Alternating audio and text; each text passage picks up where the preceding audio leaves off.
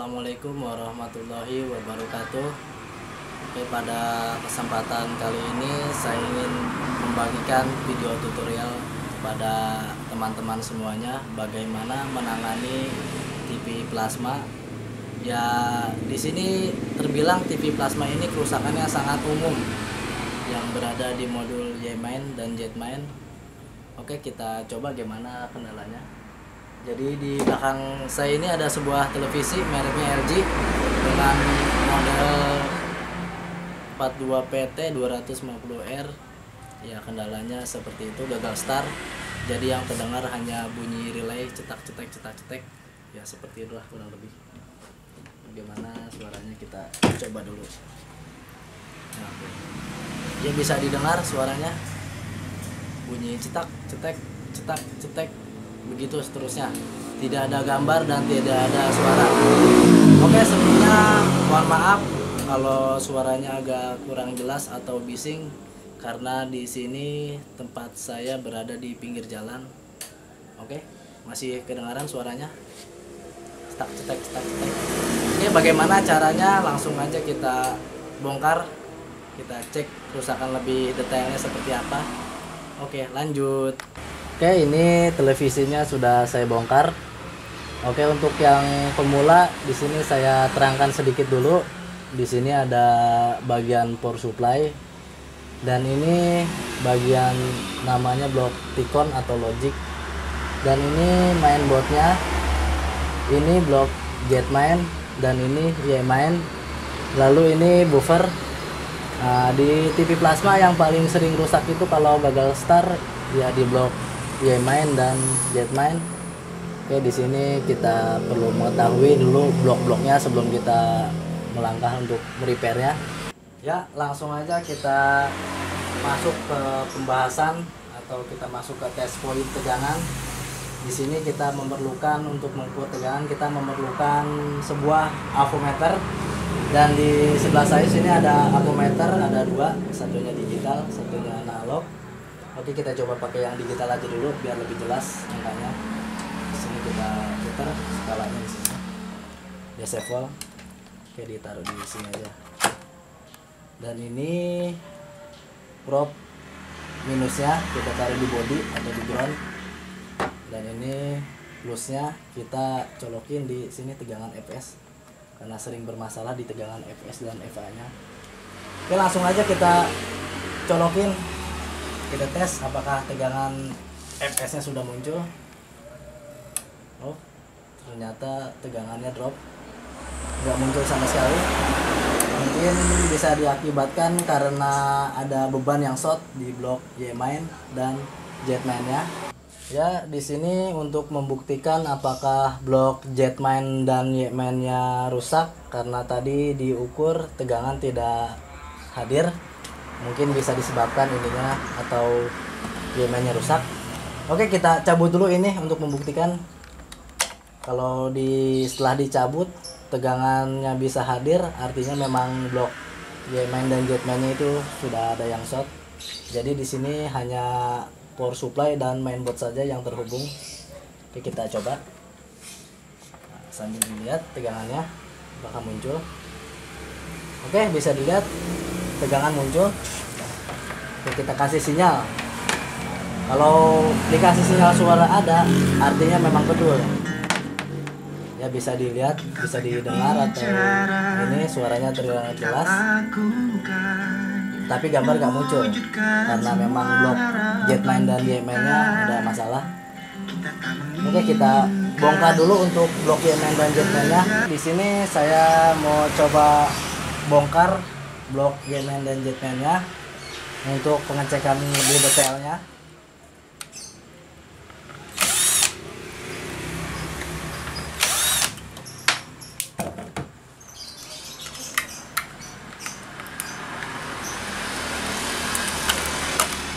Ini blok Z-main-nya sudah dibongkar. Sekarang kita bongkar blok Y-main-nya.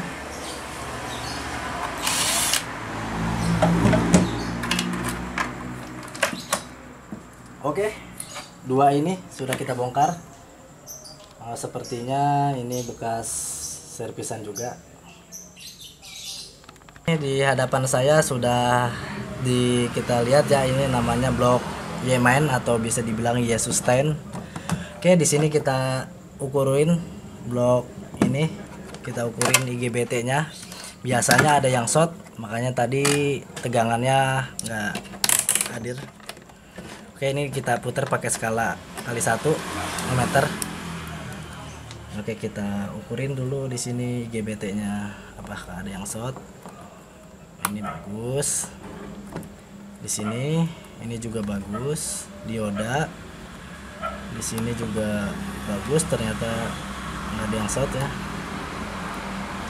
Oke, sini ini juga tidak short, ini juga tidak short. Oke, langsung ini ke blok ini, tadi rangkaian sus up dan ini sus down ya, langsung kita ukurin lagi. Oke, sepertinya blok Y-main ini tidak ada yang short, bisa dibilang 70% tidak ada kendala. Oke, di sini artinya blok Y-main ini normal. Tadi setelah kita mengecek dan mengukur di blok Y-main, ini blok Y-mainnya dan tidak ada masalah. Sekarang kita cek ini di blok Z-mainnya, mungkin ada IGBT yang short. Oke, kita cek dulu dari pinggir sini. Ini GBT. Nah, dia berjalan. Oke, kita balikin. Kalau dibalikin gerak, artinya IGBT ini udah short. Oke, ternyata memang IGBT ini sudah short. Satu, dan ini juga IGBT short juga. Oke, sekarang kita lihat berapa serinya IGBT ini yang short. Dan di sini terpasang IGBT RJP63K2 sama ini juga, yang seharusnya nilai aslinya 30F124, tapi mungkin ini bekas servisan jadi dipasang seadanya aja. Tetapi emang ini jebol. Blok ini memang sudah terlihat rusak, udah kebukti rusak karena kita udah ukur. Tadi ada beberapa IGBT yang short. Nah, di sini 1, 2 IGBT-nya yang short. Oke, biasanya kalau di blok Z-main ini ada yang short, itu mungkin bisa terjadi karena ground panel di panelnya sudah putus. Oke, untuk membuktikan apakah penyebab dari IGBT di blok Z-main ini short diakibatkan karena ground panelnya putus, sekarang kita harus mengukur dulu. Nah, soalnya kalau tidak diukur ini, atau ini kita ganti IGBT ini dan ini ternyata putus groundnya, maka akan terjadi short lagi pada IGBT yang tadi kita ganti. Mungkin bisa lebih parah lagi ke blok Y-mainnya. Bisa dilihat, ini tadi saya sebutkan ground panel putus. Di sini ada 2 fleksibel dan ini yang disebut dengan ground panel. Kita harus cabut dulu. Nah, ini satunya juga kita cabut. Oke, bisa dilihat ini 1, 2. Sekarang kita harus ukur apakah ground ini nyambung atau sudah putus. Kalau kita kasih probe ini antara ini dan ini, dia bergerak di probe-nya, di avometernya, artinya ground panel ini masih bagus. Tetapi sebaliknya, kalau memang diukur ternyata tidak bergerak di avometer, artinya panel ini sudah putus ground panelnya, sehingga menyebabkan dari Z-main ini rusak. Ya, di sini kita mau mengukur ini ground panelnya, ataukah putus atau enggak. Ini ground panelnya, saya belum ukur. Oke, fokus ke sini dulu, lihat. Saya set di kali 1. Oke, nyambung ya. Sekarang kita pindah fokus ke ground panel fleksibel ini, 2 fleksibel ini. Satu di sini, satunya di sini. Dan lihat, ternyata ground panelnya masih bagus, masih nyambung. Artinya panel ini tidak mengalami masalah, karena seringnya ground panel putus mengakibatkan IGBT di blok Z-main ini rusak. Tapi setelah kita ukur, ground panel ini tidak putus. Mungkin ini IGBT rusak disebabkan karena kualitas IGBT ini kurang baik. Kembali lagi ke blok Jetman. Tadi sudah kita melakukan pengukuran di ground panel, ternyata ground panelnya masih bagus. Nah, di sini kita ukur lagi. Nah, ternyata memang short ini GBT. Oke, langsung aja kita buka, kita cabut IGBT-nya. Sini. Oke, jadi harus super teliti ya kalau mengerjakan TV plasma. Kuncinya cuman ketelitian.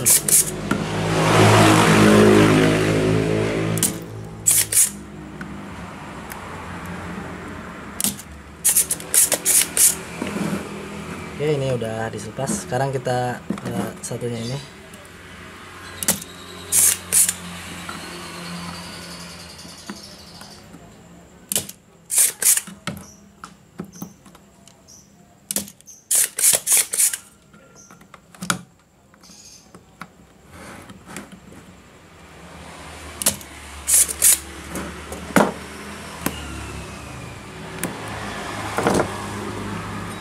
Oke, kita udah sedot ini timahnya. Sekarang kita tinggal buka blok ini GBT-nya. Ini yang udah diukur rusak tadi. Sekarang kita buka di sini. Ini udah obengnya udah ada. Oke, GBT-nya kita buka dulu. Ini juga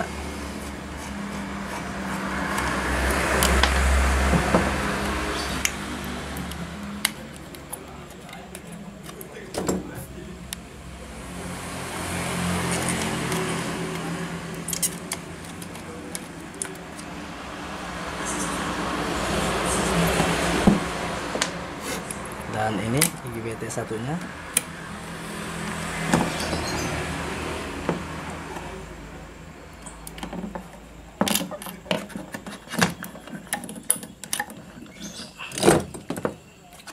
Oke, bisa dilihat teman-teman. Di sini sudah saya cabut IGBT-nya. Dan di sini serinya RJP63K2 yang seharusnya nilai GBT ini yang aslinya 30F124. Oke, di sini kita sudah cabut. Oke, kita pastikan lagi apakah ini benar-benar short. Kita harus mengukurnya. Langsung aja di sini. Prop min ini ditaruh di tengah.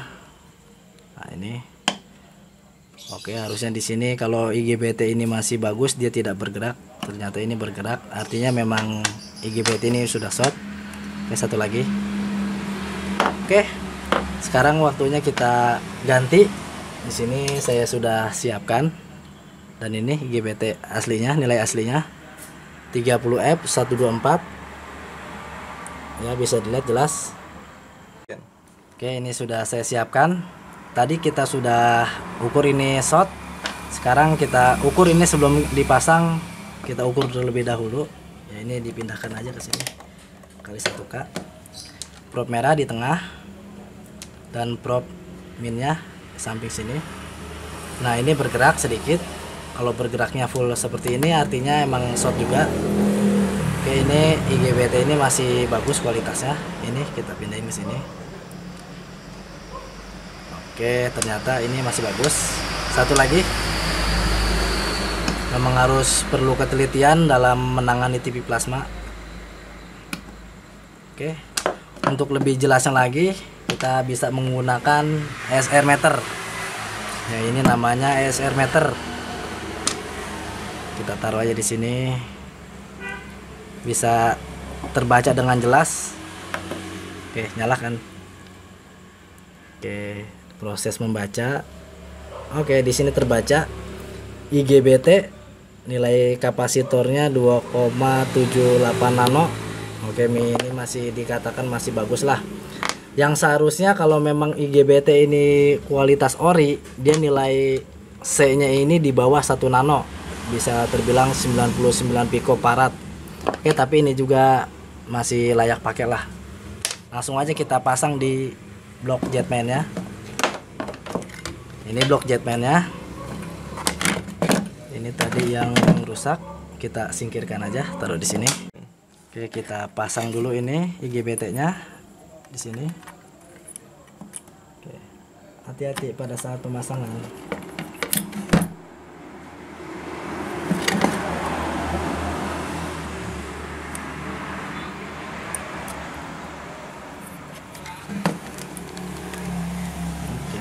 sudah terpasang. Kita pasang dulu bautnya.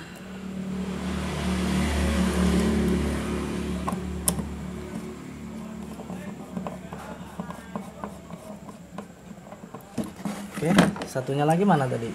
Oh, ini dia, nyumput. Oke, ini tadi sudah dicek bagus. Kita pasang di blok jetman.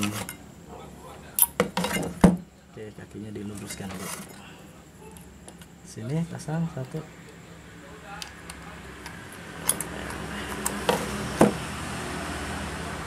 Alon-alon yo. Alon-alon sing penting kelakon. Kalau caranya wong cowok. Ya.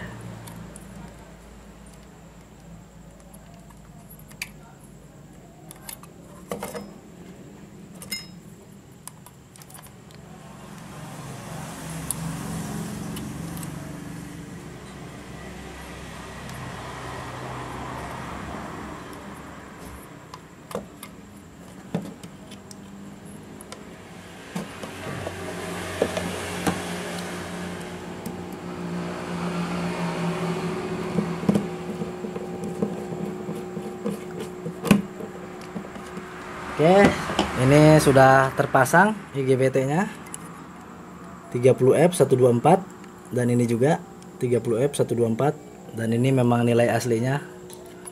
Oke, sekarang kita solder dulu. Solder dulu.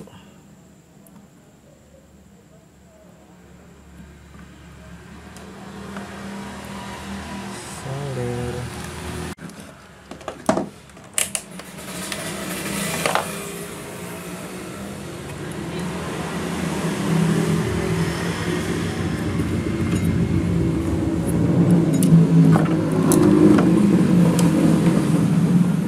Oke, ini GBT-nya sudah kita pasang, sudah disolder juga, sudah rapi. Sekarang kita ukur lagi. Sebelum dipasang ke unit, kita ukur lagi dengan teliti apakah masih short atau enggak. Oke, kita balikan, harusnya tidak bergerak.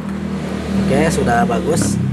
Satunya lagi gerak sedikit, bagus. Kita balikan, enggak bergerak. Ya, ternyata memang sudah bagus blok jetman ini.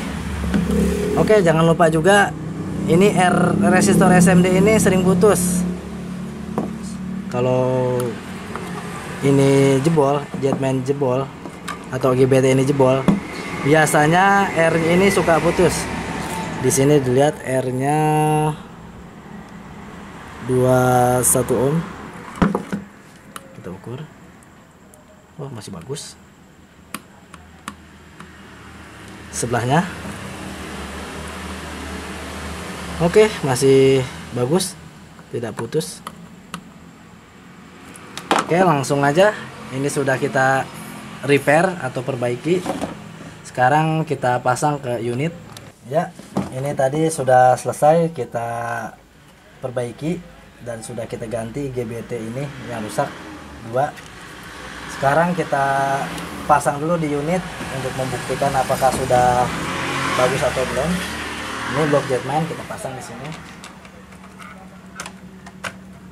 Oke, pasang dulu soketnya.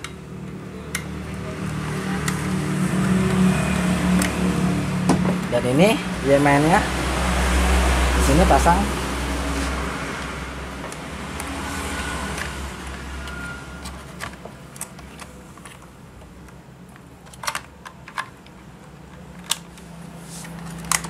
Oke, kita pasang dulu bautnya.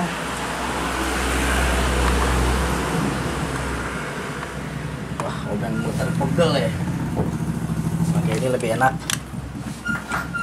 Oh ya, buat teman-teman semuanya jangan lupa ini baut di blok Y-main dan Z-main ini harus terpasang semua. Soalnya kalau baut satu aja lupa nggak dipasang akan menimbulkan suara seperti petasan korek, akan meledak dan kerusakan IGBT-nya akan lebih parah lagi. Jadi kita harus pasang semua dan kita teliti dulu sebelum dicoba.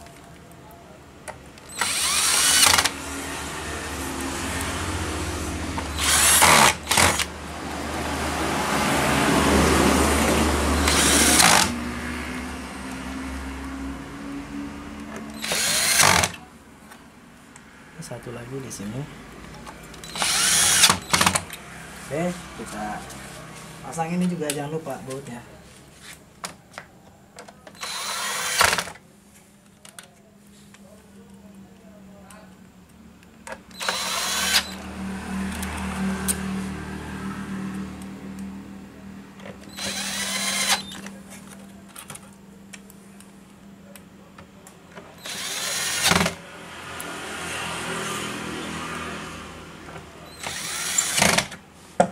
Oke, ini jangan lupa dipasang kembali biar nggak dor.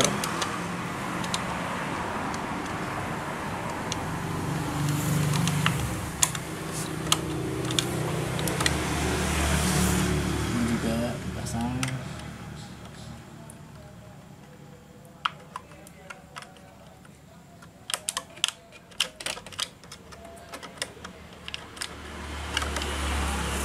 Oke, ini jangan lupa.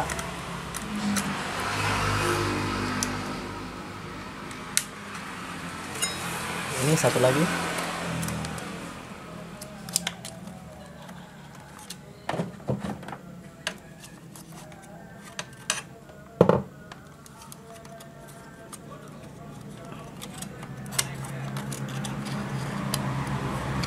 Di sini bisa dilihat sudah terpasang blok Jetman dan J-man nya.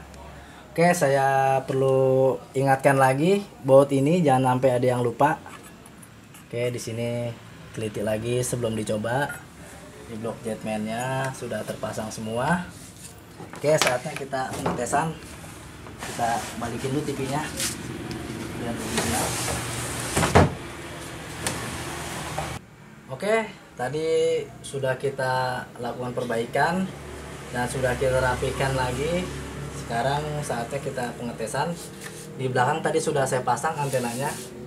Sekarang saatnya kita tes dulu apakah TV ini sudah menyala dengan normal. Oke, bismillahirrahmanirrahim. Oke, seperti dugaan saya, ternyata TV ini sudah menyala dengan normal. Oke, baik teman-teman. Jadi itulah tadi sedikit banyaknya mengenai tentang perbaikan TV plasma. Semoga bermanfaat. Oke, jangan lupa like and subscribe untuk channel ini lebih berkembang lagi supaya saya lebih semangat lagi dalam membagikan tutorial atau membagikan ilmu kepada anda semua. Oke, assalamualaikum warahmatullahi wabarakatuh.